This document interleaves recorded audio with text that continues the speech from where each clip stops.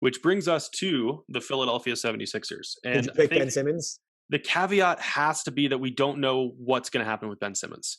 This could become outdated really fast because we could be talking about Malik Beasley, uh, anyone who could be sent back from the Timberwolves or any other team that ends up trading for Simmons as the option. But assuming that a trade doesn't happen, I think first I'm legally required to mention Grant Riller here. But the issue is that he's already broken out because he just averaged 24 points, 4 assists, only 1.3 turnovers per 36 minutes, shot 67% from the field, made literally half of his threes, didn't miss a single free throw. Like that's the definition of stardom already. So there's really nothing for him to break out to. My real pick was a little bit unorthodox here because of his age, but I kind of just have this gut feeling that Seth Curry could be the guy who takes the biggest leap here. As we saw in the playoffs, He was their second best player, and he's going to break out. Come on. Maybe because who else are you going to pick right now? I have a pick. I'm guessing you're going to go with like Tyrese Maxey, which reasonable. But I do think based on what we saw in the playoffs, there's more to Seth Curry's game than being a catch and shoot option. I think Doc Rivers is realizing that, and I think we're going to see him featured more, especially with Simmons not in the picture because he's either being traded or sitting out the season, presumably. So I don't know that Curry's stock is going to change by an order of magnitude, but I do think he's going to be a lot more important to this team. Sure. I just don't know what I would classify as a breakout for him. Is he entering the all-star conversation at this point? He's about as good as you can be as a role player right now. But I don't know that I would be like, would you be that surprised if he's on the fringes of the all-star conversation? Like the utmost periphery, but at least mentioned.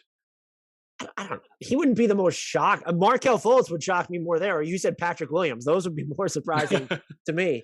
I went with Tyrese Maxey, and this could go one of two ways. Because if you trade Ben Simmons, now you're down your lead playmaker. You didn't actually have a backup playmaker to begin with. It's between Tyrese Maxey and Shake Milton at this point. If you move Ben Simmons, theoretically that elevates the importance of Tyrese Maxey, but depending on who you bring in, back too, right? Yeah.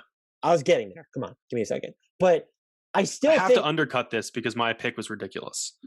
They're not going to have. He's still going to be one of the 2 or 3 most important ball handlers on this team, regardless of what happens with Ben Simmons, because you're not bringing in 2 guys in the Ben Simmons trade who usurp him in the ball handling pecking order, unless you're trading for. Are you getting Van Fleet and Siakam from Toronto and like expanding the deal? I hope not. Yeah, and expanding the deal to include Tobias Harris or something. So I like Maxey here, someone who can score at every level. We have to see more from him as someone who's going to table set for his teammates. He can be super pesky on defense. And now that you don't have George Hill, an experiment that just flopped from the get-go, unless you're going to think about running Jaden Springer out for more immediate minutes, I think there's a real path to him. Seth Curry and Ben Simmons, or whoever has Ben Simmons' slot, is going to play a ton. He's immediately in the mix for like that second or third guard conversation. Depends on what you think about, where's Furkan Korkmaz or Danny Green playing, yada, yada, yada, yada. But I really liked what I saw from him for much of his rookie season. I know like some of the flair cooled off as the year wore on. I keep coming back to his every level scoring. And if you were to pick someone from this team, they need that self-creator who they can lean on in crunch time to get them buckets at any given level, aside from Joel Embiid. It has to be a smaller player just because that's the conventional definition of that crunch time weapon. I think you still gravitate more towards Tobias Harris. Tyrese Maxey fits the every level aspect of that definition more. I'm not saying he's going to usurp Tobias Harris in crunch time importance next season, but just based off where this whole soap opera with Philly is headed, Tyrese Maxey it could end up being mission critical to what they're in. What if they just hold on to Ben Simmons and he does hold out of training camp and he's not there to start the season? Or what if they just don't trade Ben Simmons? I think you can probably make the case pretty easily that if they don't trade Ben Simmons, Tyrese Maxey is more important, unless they're trading Ben Simmons for a wing who, like, if they end up accepting like Halliburton, if they end up accepting like the Bagley, Healed, and all the pick scenario, like, yeah, there's a scenario in which Maxey becomes that much more important.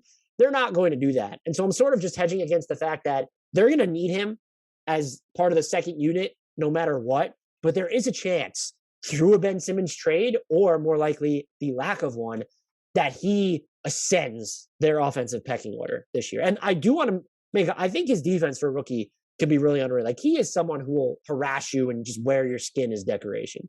And I like that he showed a willingness to rely less on his floater as the season progressed, just attacking the basket more, going for the open pull up jumpers. I think we're a year away from it being scalable here. Maybe it's just a gut feeling, but that's the only reason I didn't pick him. Like, obviously, strongly considered. I think it's a totally reasonable choice. I think based on what we saw from him and how he was operating in a smaller role, I worry that if he does get forced into ascending in terms of importance to the offense that quickly, that it might not be pretty.